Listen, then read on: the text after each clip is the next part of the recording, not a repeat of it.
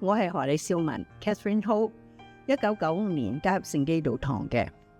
咁我認為北黑堂同埋列治文山堂兩個堂址都係天父為我哋預備嘅。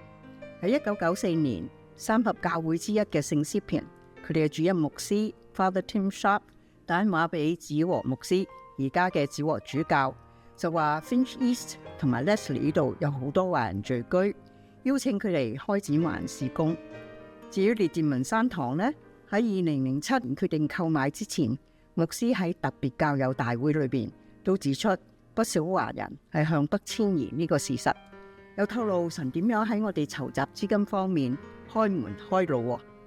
咁講翻北黑堂啦，神又為我哋預備人力資源。喺1995年北黑中心開始嘅時候，啱啱有好幾位喺香港退休移民過嚟加拿大嘅新教友加入，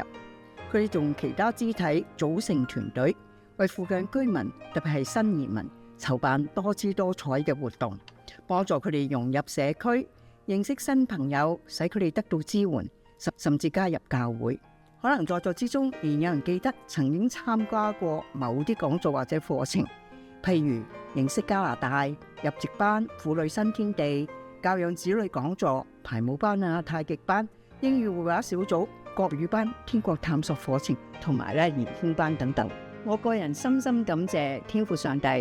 賦予聖基道牧區兩個堂址，真係各有特色、各有吸引力嘅。